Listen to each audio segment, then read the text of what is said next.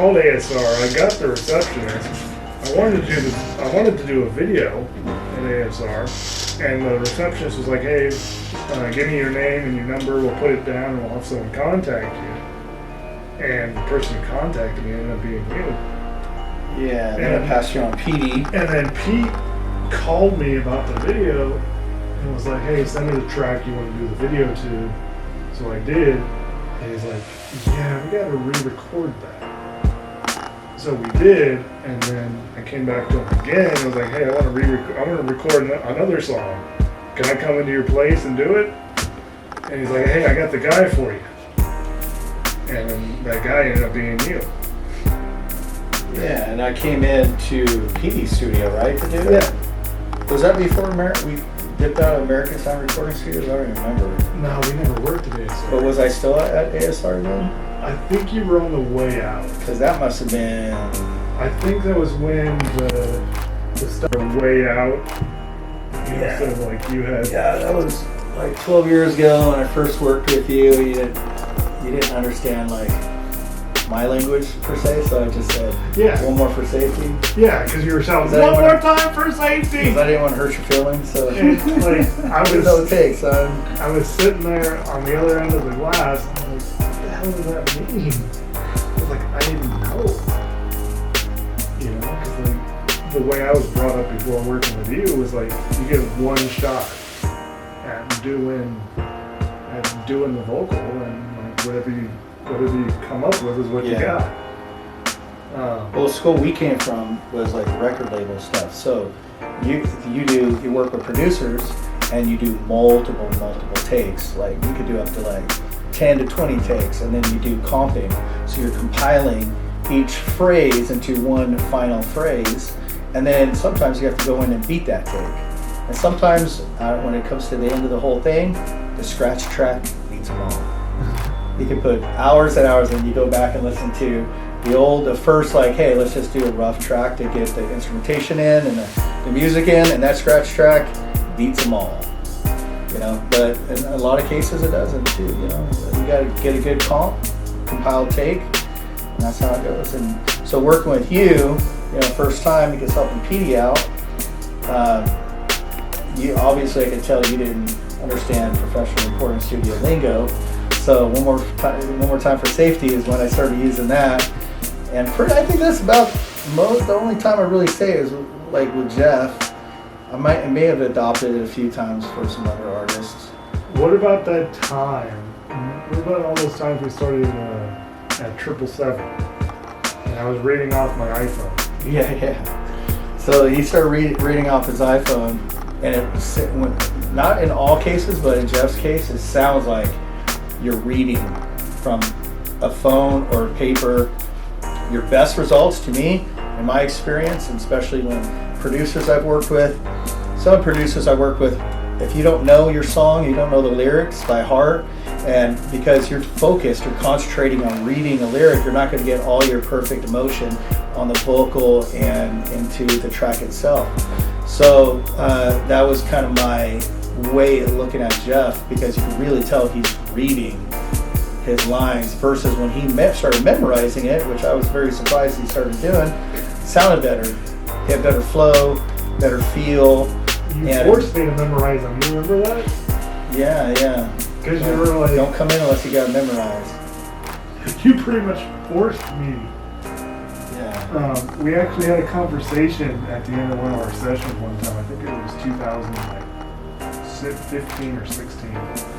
And he asked me straight up, he's like, Jeff, what are you trying to accomplish musically? And I told him I want to take it, or I told you I want to take it straight to the moon. Like, I want to push it as far as I humanly possibly could push it. And you're like, well, to do that, you have to take your music seriously. Because if you don't take it seriously, who's going to want to listen to it? You know what I mean? So that's what forced me to start memorizing instead of reading. Memorizing your lyrics, and then I started forcing you to learning how to count bars out. That was another fun time. You want to tell them that story? You tell the story. So the year was 2020, and it was the end, or it was the height of the pandemic, right? Where no one went outside, no one did anything, no concerts, no shows. So I decided, okay, well now's a great time to just focus, just lock in and focus on rapping and recording, because I had all these unfinished verses. Like I had one unfinished song here, one unfinished song from 5 years ago that I never recorded. And then I remember it was like March of 2020 at the height of the pandemic, and we were recording, and the verses sounded off. One verse would be like 3 bars short. The second verse would be 4 bars short. Third verse was like 6 bars short. And then you called me in after the session, and I walked in, and you're like, "Do you know how to count to 4?" I think so. Well, mainly the way I said it, you know how to count your bars out. And what I was trying to explain to you is like, 1, 2, 3, 4, 2, 2, 3, 4, 3, counting up to 4. And each time you hit that 4, that's 1 bar. Yeah. So, and then when you get up to 8 bars or 16 bars, that's usually 16 bars is probably a verse. I said, you need to do your vocal that way. You need to count and do your vocal in time that way. Like really understanding where your bars are, so your lyrics all fall in the same place. So when you're comping, not moving around, and it's consistent. And that's one aspect of like part of music theory that you didn't have yet. And obviously now you got it down finally. I still maintain if you didn't get it. I still maintain there's not very much music theory in hip hop. No, there's more than, as far as timing and beat wise, there's more than you think in hip hop. Well, on like trap beats, like Young Jeezy, Gucci Mane type beats, I think they go more for the vibe and the feel of the music than the actual structure and format of the music. Because like you can load them up into the DAW, right? And count the BPM, and it comes out to like 105.3, or like 110.3. And I have a rule that like if we load up an instrumental into the DAW and count out the bars, and your instrumental sounds like, or your instrumental has a BPM that sounds like a radio station, no beat should be like 105.3, the hip hop hits or something. Like it should all be perfectly structured and formatted. That's why I go for solid number BPMs, like 96. Yeah, don't reinvent the wheel, dude. You just kind of go with what works. Find your own hook within it. That's what you're doing, man. You're definitely making some headway here, so you're doing good. So what do you think is the biggest improvement that you've seen with him? It's his stepping up his dedication to really getting his words memorized, his timing, and he's always on social media promoting. He's a real positive character. So I wouldn't work with him unless he was positive, So and too, Jeff, I give him a hard time, but he's a good friend of mine. So we're close friends. He calls me in for this and that. I'm just real with him, let him know what's up. And I think, sure, people say he's disabled, but man, most people that have that level of disability don't do anything. And he's taking it further than people that don't even have disabilities. So, he's working hard and he's moving, he's constantly in motion, and that's what's important. I've gotten better though. I haven't called you. You've gotten a lot better. I haven't called you at 2 a.m. in a while. Yeah, it's been a minute. I used to call him at 2 a.m. and be like, "Hey, I got this idea. Hey, can we get a choir? Hey, do you know a banjo player? Hey, is the studio open right now? I need to record something." He used to FaceTime me and his skibbies. 2 a.m. Pariecee, I got an With his idea. Scooby-Doo underwear on. Pariecee, I got an idea. Listen to this. Say, "Full, put some clothes on, dude. If you're gonna have a conversation with me." Listen to this vocal note I just did. I came up with it in the shower. And Jeff, for you, what's been the biggest thing that you've learned working with Pariecee, or what's been like the most valuable thing or things that you've learned from him? Never stop working. To put it simply, never stop working. Because like he's always trying to get better at something. Whether it's, you know, he's been doing like audio engineering for like what, 25 years now? 30 plus. Yeah. And he's always tried to get better at that. And then when we were working at 777, suddenly he started trying to learn cinematography. And there was a camera set up over here, or there's a camera set up over here. And he's like, hey, before you go, I'm going to do a 2-minute video of you to preview this song. Like, Since I started the YouTube channel, I was so late to the game and all that. So I think my first camera that I got was like a Sony A6400 or A6300, just one of those little small Sonys. do you About still a have little it? cheap gimbal. No, I sold that. And I would do little sneak peeks, and I just want to post them for my YouTube channel. So, you know, promote it so people get, you know, start trying to get some following and stuff. And that started leading up, like I'm getting better at it. You know, I was working with PD. He was working for a big cinema company. I started working with him and taking some master classes for cinematography.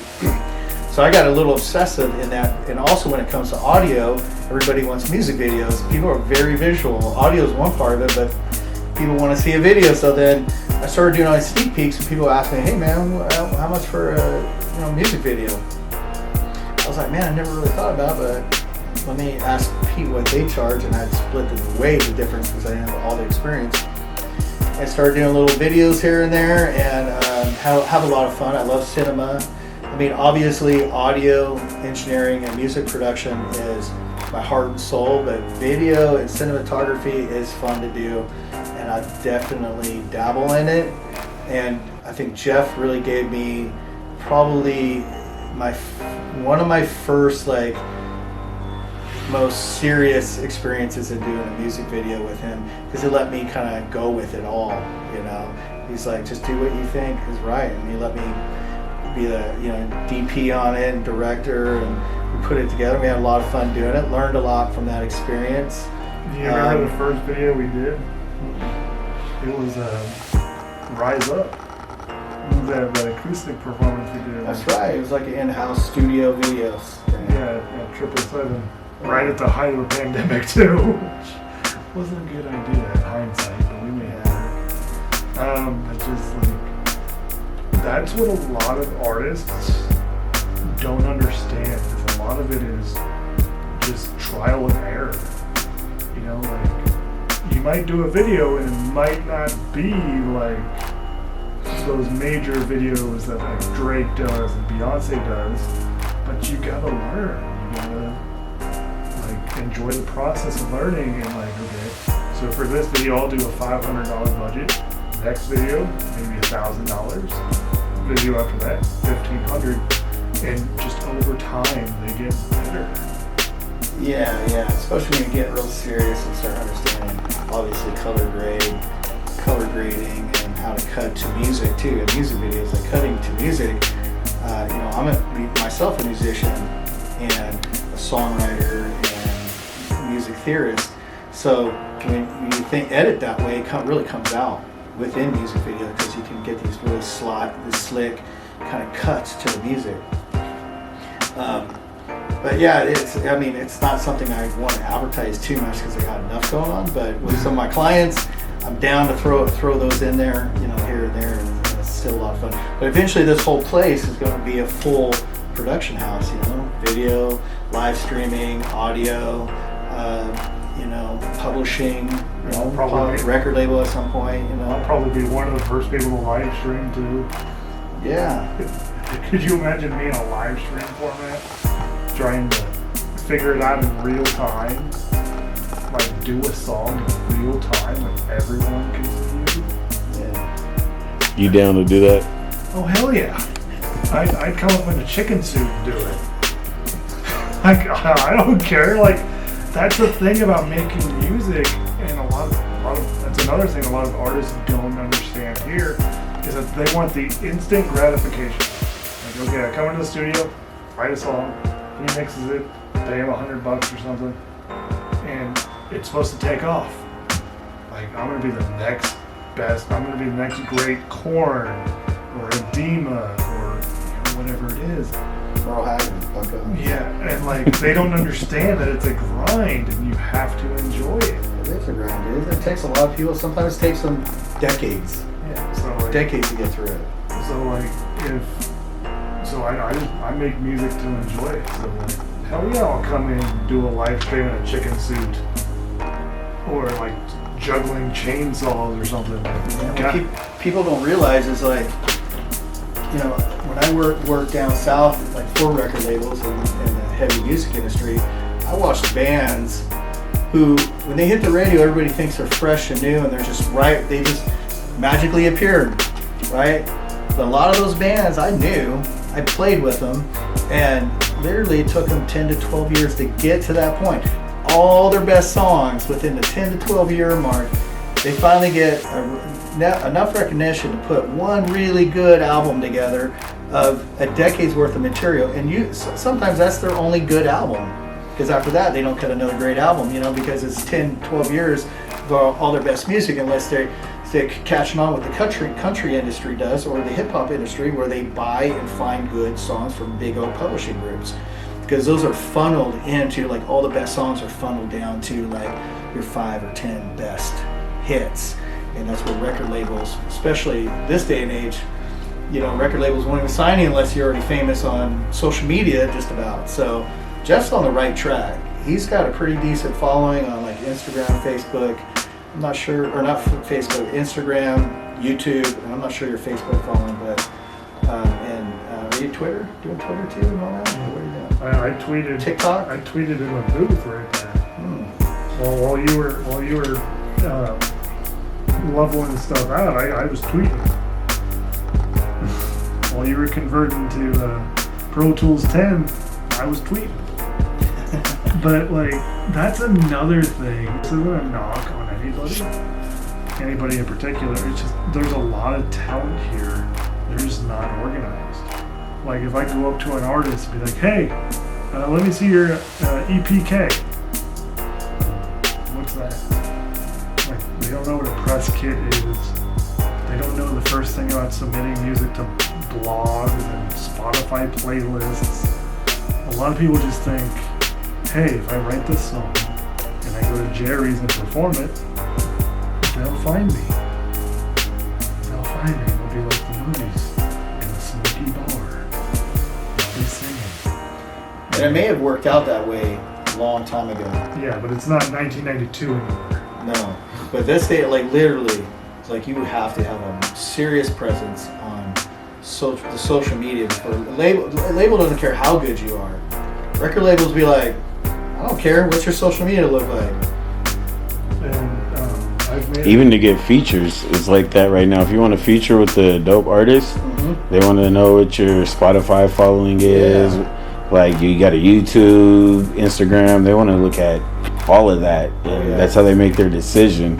Like you said, it's based off of, and you can be dope, but if it's not there, it just isn't there. They won't touch you. I've seen multiple artists try to get signed, and they're like, "What's your social media?" And it's the great, I mean, phenomenal music. You know, you think, but you have to have a lot of things.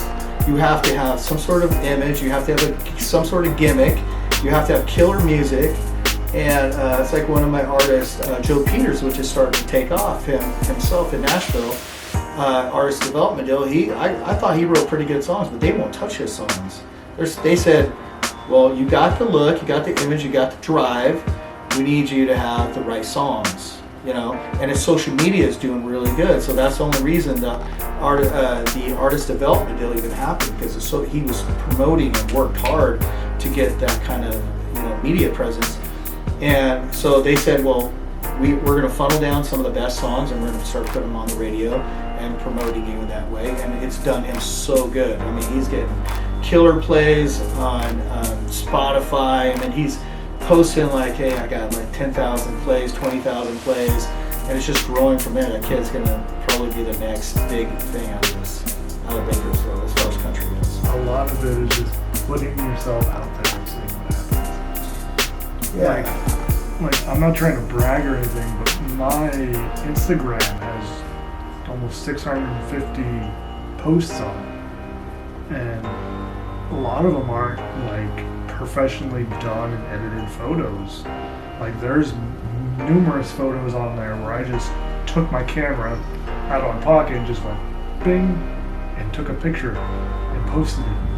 You know, because I was learning as I was going. Okay, that kind of picture works, or when I'm smiling, you know, people seem to gravitate towards that. Or if I post a motivational quote, people gravitate towards that. Or the last vlog I did, I posted a reel, and I was just right there, and it was like a 2-minute reel on Instagram, and like people gravitate towards that. People just want to be a part of something. Yeah, especially when you're sincere, you know, and you're being honest about what you're doing. You start to get that fan base like you're doing. You know, it's just a matter of time, man. Just keep working hard. Keep, you know, I'm taking foot forward. I'm taking you with me wherever we go. If I gotta go record music in Nashville, guess who's coming with me? You are. Sounds good. And maybe him too. The connection. And All the people I work with, I have like a good friendship with. We sit here and shoot the shit just like we are. And that's why I say, when anybody asks me, I think you're one of the best, probably the best engineer in Bakersfield, because you have genuine connection that you build with people. Like a lot of engineers want to say, hey, I did 500 songs. I mixed 500 songs this year in 2023. And I'm like, well, I only did like 150, but you know, they all sound great. They're charting on Billboard, or they got 20,000 plays on Spotify. You know, like, you want to make it sound good, no matter what. You gotta care about who you're working with, man. Because to me, it's a business, but at the same time, it's also like music is a connection. Music is a feeling. You know, you want to feel good about what you're working on. You want to feel good about what you're doing. So, you know, I don't feel like a studio should be just a conveyor belt of product. It should be, you know, more of a personal experience that you'll never forget. That's one of the wonderful things that I love about music, is that like I can play you a song from when you went to high school, and you would know right away where you were when you first heard that song. Hey, that song was good my senior year. Or hey, that song takes me back to my junior year. Just like with my dad, I could play him a song from 1985, and as soon as he hears that riff or that melody, oh yeah, I remember that song. Like music has the ability to transport us to places in time and memories. And it plays off of memories, and that's what makes music great. And another reason I got into music, specifically hip hop, is that like when they do professional sports, right? Like the NFL, they have a standard that they worry about. Like you gotta run like a 4.340, you gotta be able to throw the ball 50 yards. But in music, in rap music, it doesn't matter if you're pink, purple, orange, if you're 5'2", 4'11", 6'7", as long as you can make music that people relate to and people vibe with, you'll be successful. Yeah, I think that applies to all styles. Yeah, as long as you make music that people relate to and people enjoy, that's what it is.